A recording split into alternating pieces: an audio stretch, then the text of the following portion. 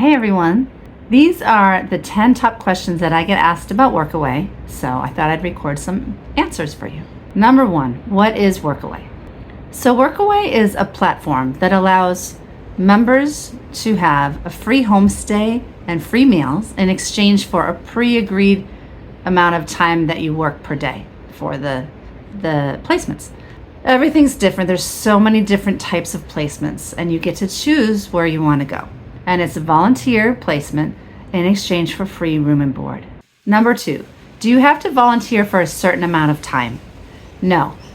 You check out the placements on the Workaway site. It's workaway.info, and it's almost like Airbnb, where they host the placement sites. And there you're going to read all about what tasks that they are requesting, what they offer in exchange for your work, and the minimum amount of time required to stay with them. So every placement is different. I've seen some that they only want you for a week.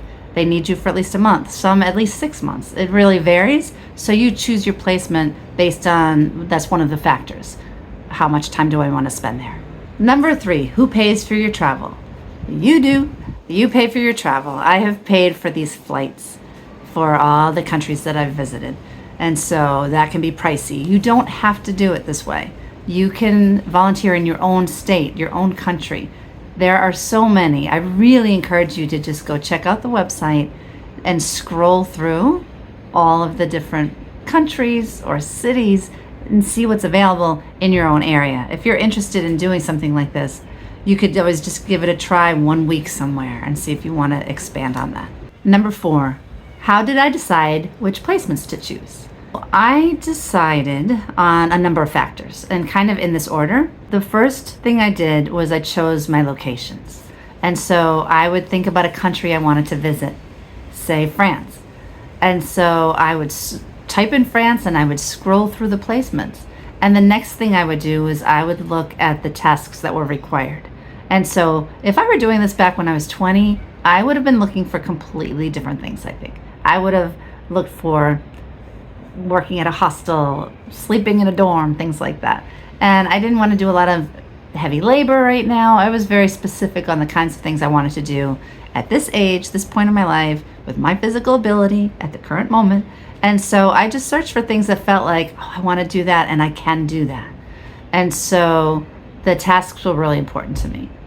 The next part of my decision-making factor was reading the whole description and getting a sense of the hosts and just how they would word things and what they were looking for and what they had to offer, things like that. And the next variable were the reviews. There are reviews on the website that are critical, and they were, at least for me, deciding where I should go next. Kind of like Airbnb.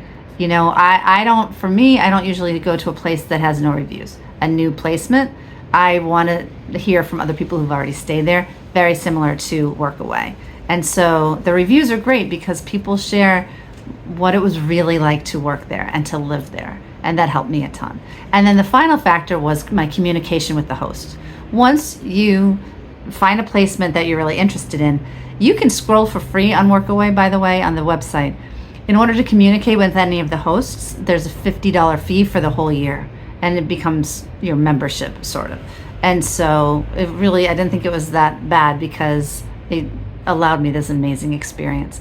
And so I would talk with the different hosts, and most of the time I had a video chat or at least a phone call, and that was really important to me because I just wanted to have a face-to-face connection, you know, with like my Italian hosts. I think we had at least 5 video chats, and I felt like we all got to know each other so well before I even got there. So I recommend that highly, to at least speak to the person before you get there. That helped me decide. And so I chose one. I was going to just go away for the summer, and then I went out of control. I couldn't stop planning. And so I put this whole thing together. Number 5, what to pack. Okay, I'm the worst person to answer and weigh in on this, but it took me a whole month to dial in my packing. I had a big suitcase planned, a little carry-on, and a big backpack, and everyone told me you got to dial it back because you're doing so much traveling. You know, if you're going on one trip, bring whatever you want. But if you're trying to do what I did, which was minimum of 5 months, and traveling in and out of airports, bus stations. And in Europe, there's a lot of stairs. There were not always elevators. Some of you young kids can handle it, but it gets annoying. And so I honestly packed like 5 t-shirts.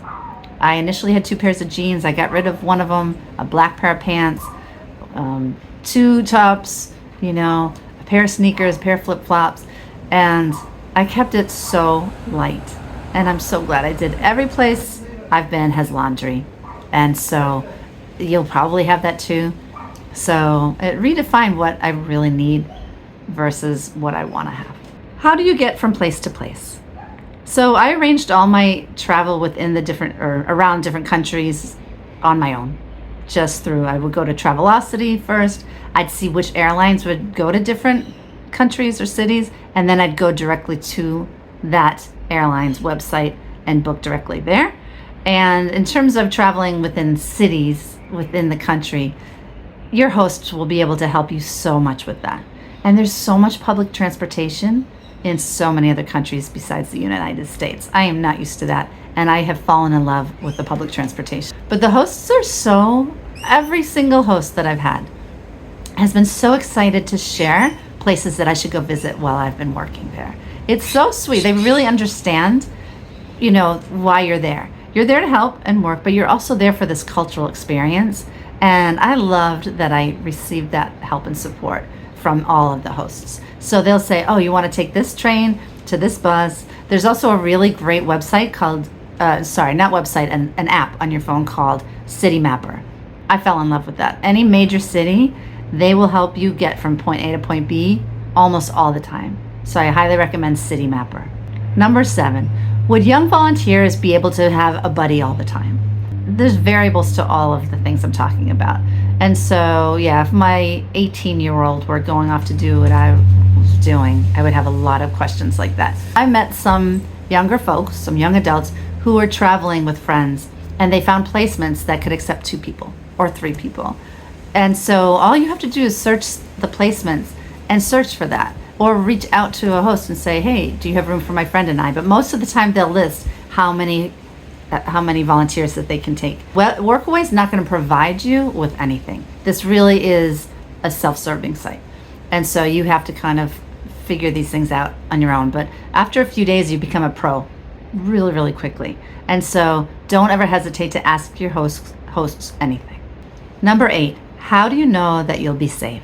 It's a really good question. I got to ask this question a lot before I left. The first thing I did was I read those reviews to really get a sense of what other people's experiences were. And I trusted my gut when I would have, my communication with the hosts. And also, there is customer service with Workaway. If you have any questions at all, you can reach out to these people, and they're very responsive. I never had to reach out for a safety question, but there are no contracts in place. You can leave at any time if you don't feel safe. I recommend that highly. I left my French placement after about 3 weeks. I left like 10 days early because it wasn't a healthy environment for me. I didn't feel unsafe, but emotionally it felt yucky. I gotta go. And so I left, and easy peasy. And so that's the only time I had an issue at all. Everything else has been fabulous. This has been around a long time. And so it's not a scam, it's not something that you have to question its integrity or validity, but you want to use your best judgment, and feel free to reach out to other people who write reviews. Some of them have the ability, you can email them and you can talk with them directly, which is nice. And talk to the hosts and just trust your gut. Usually that guides me very well. Number 9, what has been the most challenging part for me? I would have to say the toughest thing for me is being new over and over and over again. I can't stand being new at a job, and I chose to be new over and over. How many placements? 8 placements? I don't even know. I can't believe I didn't think about that part. And I talked about it multiple times in these videos. It was really hard to be new in every placement as well as in a new culture. Even though for me, I think the right attitude makes all the difference.